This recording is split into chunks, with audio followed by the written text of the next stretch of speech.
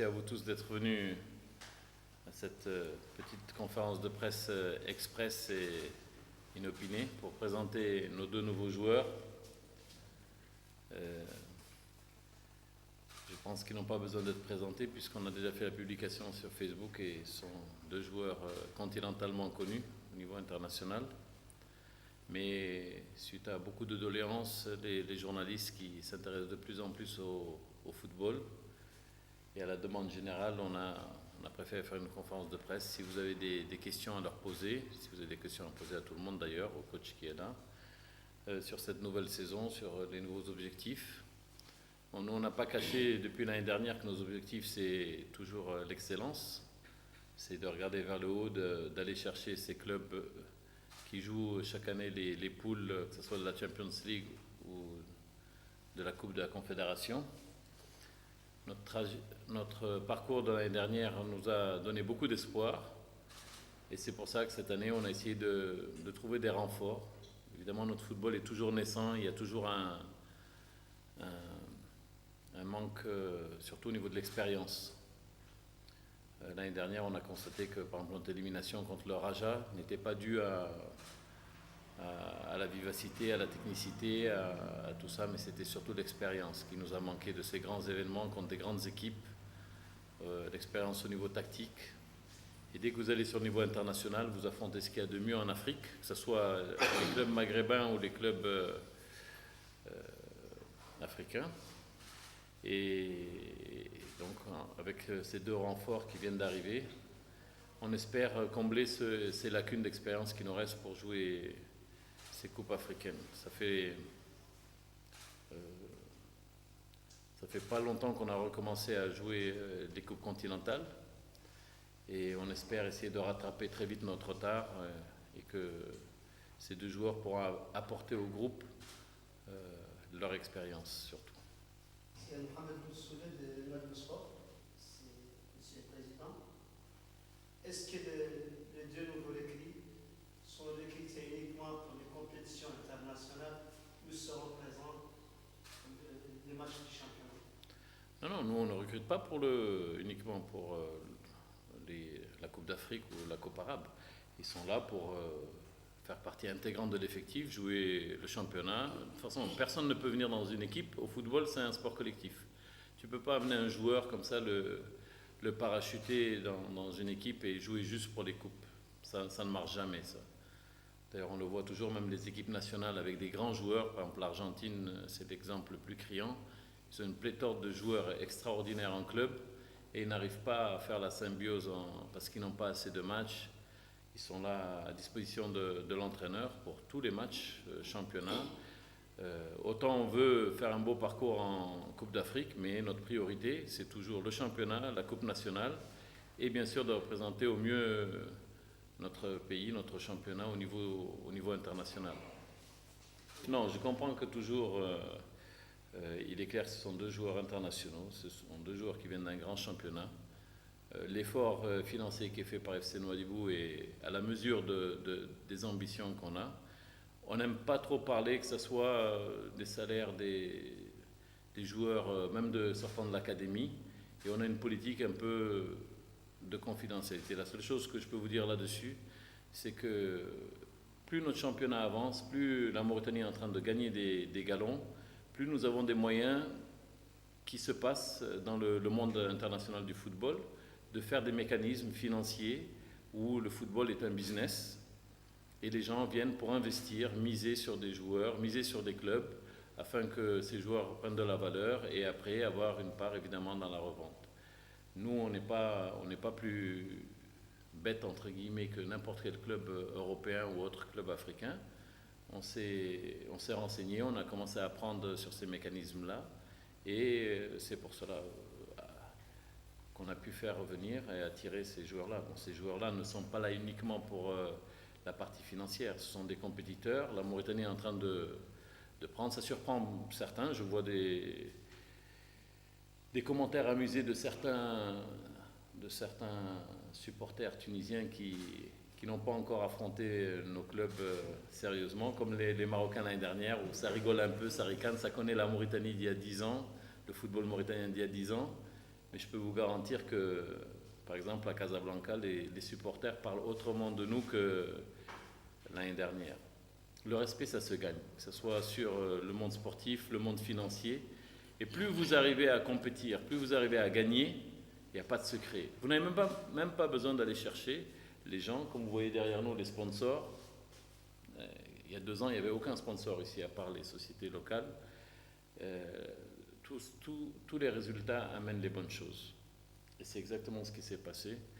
Ces 2 joueurs, ces 2 excellents joueurs qui viennent nous rejoindre pour améliorer notre effectif sont là. Ils ne mettent pas en danger tous nos programmes, que ce soit le programme de l'académie, le programme Moustaqbal pour l'aide aux associations, que ce soit ici ou en Nouakchott. C'est un investissement équilibré avec des partenaires internationaux et on espère le rentabiliser. Mais s'il n'est pas rentabilisé, ça ne met pas en danger le budget ou tous les projets qui sont en cours, qui sont prioritaires d'FC Nouadhibou. Donc voilà, c'était un peu pour... si on veut parler finances, je peux vous rassurer de ce côté-là. D'accord. Donc une deuxième question par rapport à votre participation cette année aux compétitions africaines. Est-ce que le club est déjà en avance par rapport Oui, ça y est.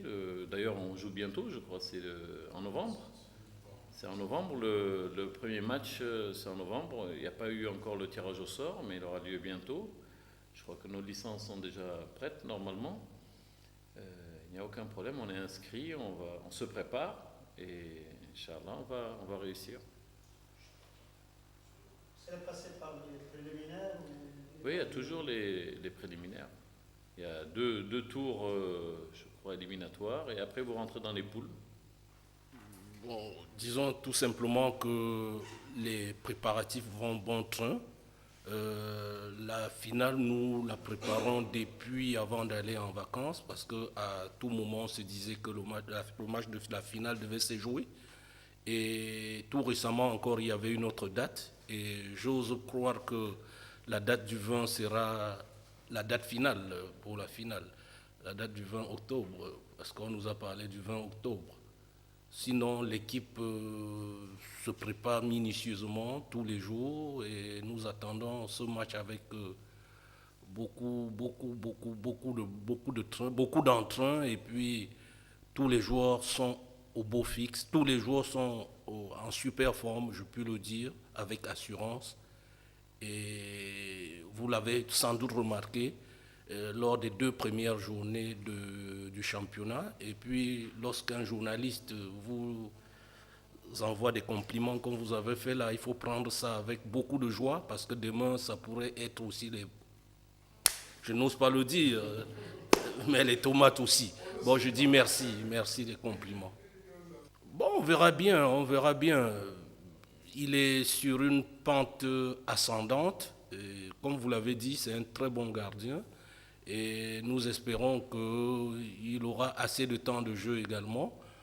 Parce que, voyez-vous, il a devant lui ce que j'ose appeler un dinosaure, Souleymane. Et puis, lorsqu'on joue dans l'ombre de Souleymane, on doit se armer de patience et continuer à travailler. Il y a Boch, il y a également Bakary qui vient d'arriver. Et je puis vous dire que nous avons 3 gardiens de grande valeur. Et ma dernière question à vous. Vous avez 3 défenseurs, Benansour, Mangan et Ablaïsi, avec lesquels vous allez opposer les duos. Avec Mansour Mangan ou Mansour Si ou Mangan Si. Non, là, je ne peux pas répondre à cette question telle que vous voulez que je réponde, parce que là, vous avez oublié également celui-là qu'on appelle, je veux plutôt prendre son nom parce qu'il a un surnom, Ramos, oui, que vous avez oublié. Vous avez également oublié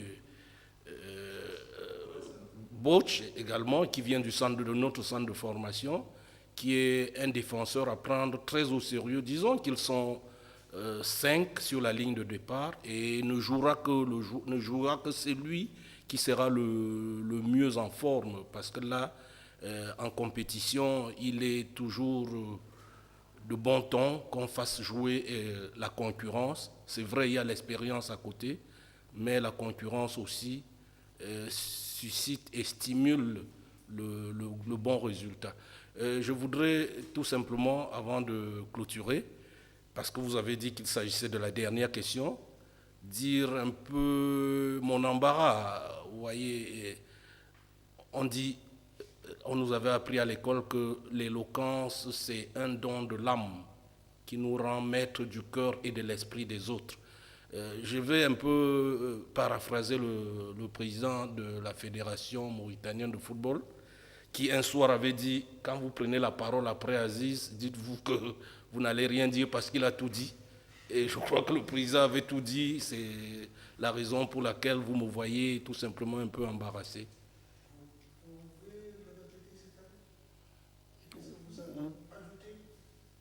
Oui, je peux le répéter haut et fort, mais tout en vous précisant que l'objectif a été révisé à la hausse. Parce que moi, j'avais parlé de la coupe et du championnat. Le président m'a dit, je veux la coupe, je veux le championnat, je veux la super coupe, je veux la coupe de la Ligue. Nous avons déjà le championnat, nous avons la coupe de la Ligue. Il nous manque donc la super coupe et la coupe du président, auquel il faudra ajouter aussi, comme il a dit tout à l'heure, parce que c'est lui qui définit la politique sportive de l'équipe. Il faudra ajouter des bonnes prestations en Coupe d'Afrique et en Coupe de la Ligue arabe. La première chose, je veux remercier le président et le staff et les dirigeants pour cet accueil. Et Inch'Allah, je dois faire un bon travail ici avec le groupe, avec le coach, avec le staff. C'est la première fois ici en Mauritanie. Je vois qu'il y a un club, il a un projet, un grand projet. Il veut avancer, il veut partir en avance à Champions League et la CAF. Inch'Allah, avec mon expérience je veux bosser, je veux aider le groupe pour avancer, pour donner une bonne prestation et prestation pour l'équipe, Inch'Allah.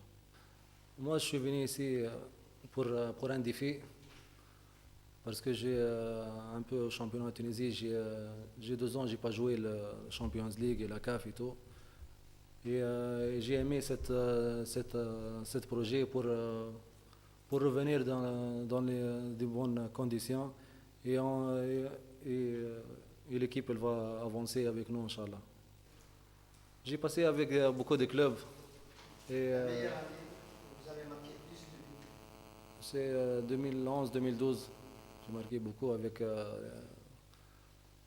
le Corouan et après l'équipe nationale, j'ai remporté le Chan. Et je suis le buteur de la Chan. Et après, j'ai passé avec des autres clubs, CSS, Club africain. Mais je ne suis pas resté longtemps parce qu'il y a des transferts, je l'ai fait. L'objectif cette année, c'est de remporter plus de titres avec mon nouveau club. أول حاجة بسم الله الرحمن الرحيم.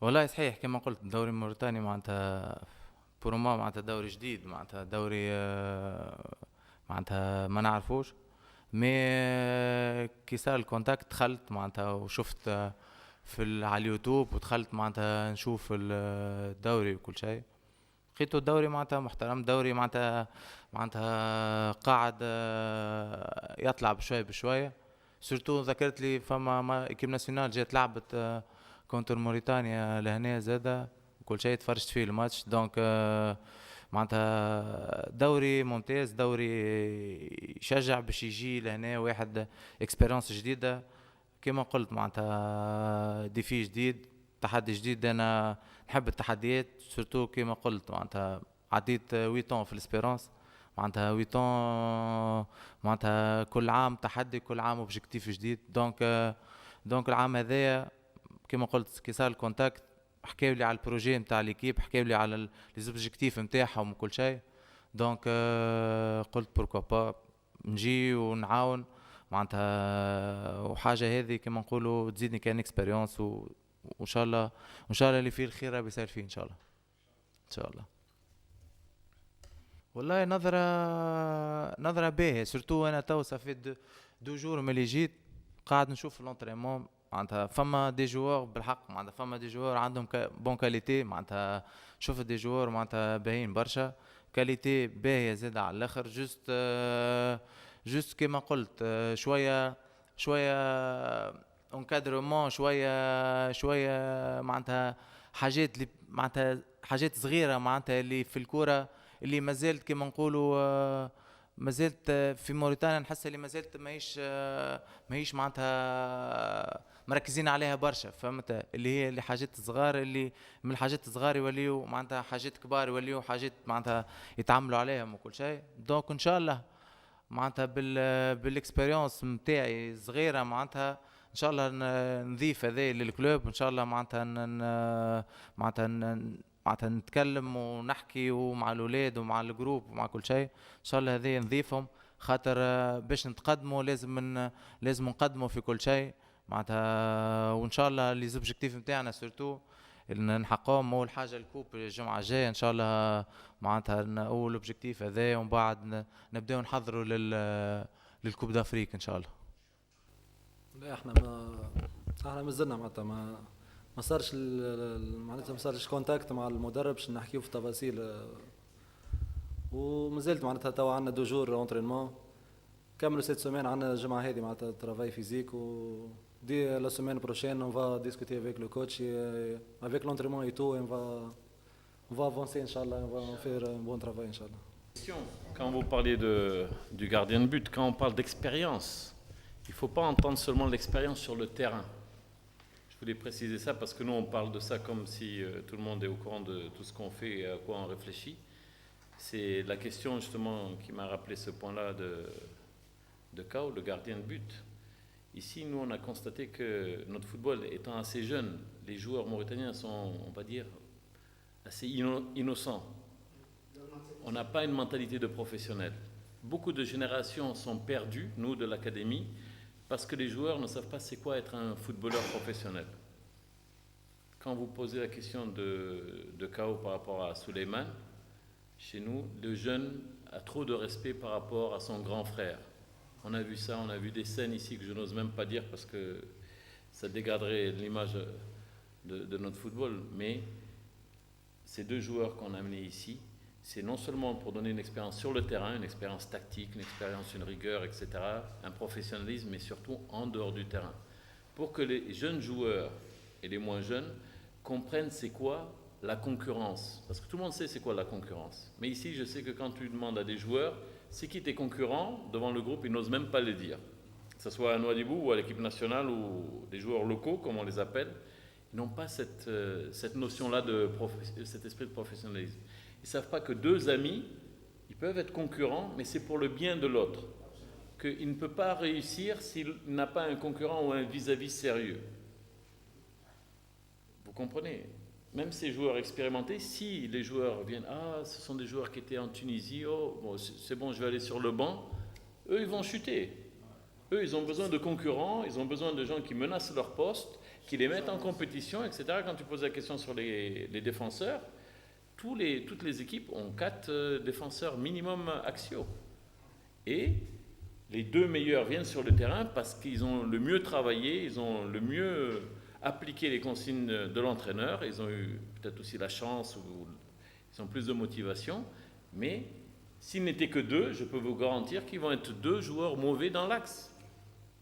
Et ça, c'est partout. On a des joueurs de l'académie qui ont fait des années avec nous, qui ont même quitté le club et qui n'ont pas su comment gagner parce qu'ils avaient devant eux le grand frère ou le joueur international qu'ils respectent et que c'est peut-être son idole d'ailleurs. Et nous, on ne sait pas chercher ça, avoir ce professionnalisme d'accepter la concurrence et de savoir ce que c'est. Nous, on ne sait même pas ce que c'est que la concurrence. C'est un peu ce qui se passe au niveau des clubs, entre nous les clubs. Nous, ça nous fait plaisir quand un club vient nous chercher, nous imite ou essaie de copier ce qu'on fait, ça nous donne plus de travail. Mais si on est tous, c'est bon, on est champion chaque année, tout ça, ça ne nous intéresse pas. Bon, ça nous intéresse, mais au bout d'un moment, au niveau international, on va baisser. S'il n'y a pas des clubs forts, 4, 5, 6 clubs forts, FC Nouadhibou ne représentera jamais rien au niveau international. Si on n'a pas besoin de faire d'efforts pour être champion, À quoi bon? Donc c'était pour préciser ça par rapport à vos deux questions, que leur expérience c'est sur le terrain, mais c'est surtout en dehors du terrain. La troisième partie, c'est évidemment sur ce qu'on reproche toujours aux joueurs amateurs, l'hygiène de vie, les habitudes, les bonnes habitudes, de protéger son corps. Il y a des joueurs professionnels comme Mendy de Manchester United, vous imaginez, un joueur payé des centaines de milliers d'euros par semaine, Deschamps qui dit qu'il doit prendre soin de son corps. Alors imaginez-vous nos joueurs qui sont sur Facebook à 3h du matin, qui répondent ou qui mettent des likes, nous on les voit. Mais qu'est-ce qu'on peut faire? On ne peut pas aller dans chaque maison frapper sur les doigts des enfants. Mais quand ils vont voir, qu'est-ce que ça veut dire la réussite et qu'ils vont les fréquenter, j'espère qu'ils vont ouvrir les yeux. Et ça va permettre un peu à tout le monde de hausser le niveau et d'essayer de sortir vers les grands clubs, pour les plus jeunes évidemment. Et pour les moins jeunes, d'avoir une très belle carrière, même nationale. Je répète, le football national mauritanien est en train de s'élever.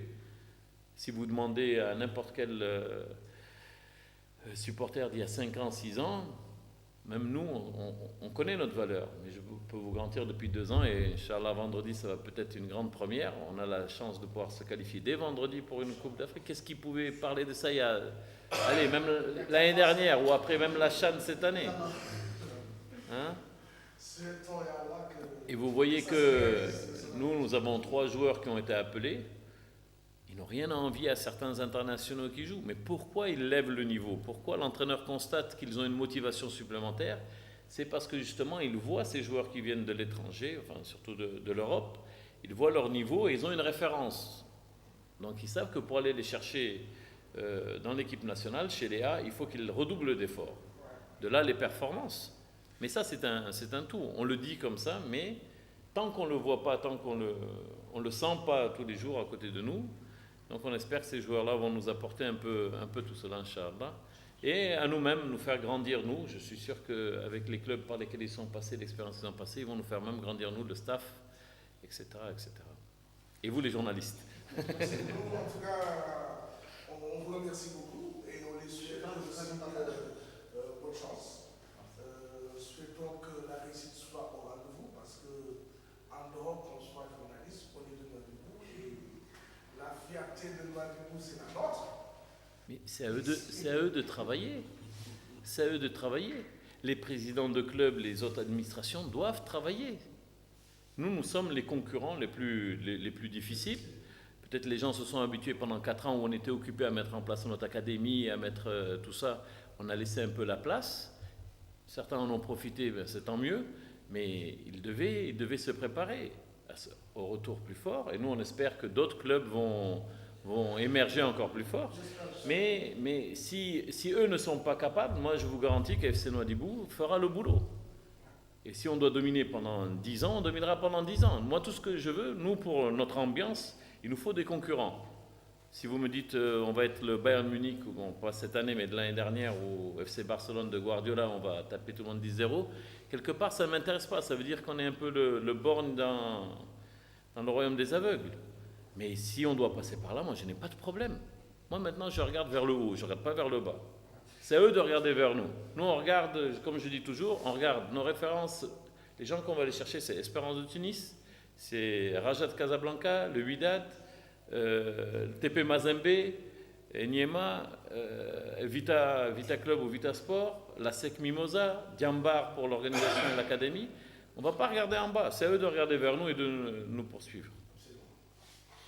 C'est tout. Merci à vous. Il ne faut pas oublier de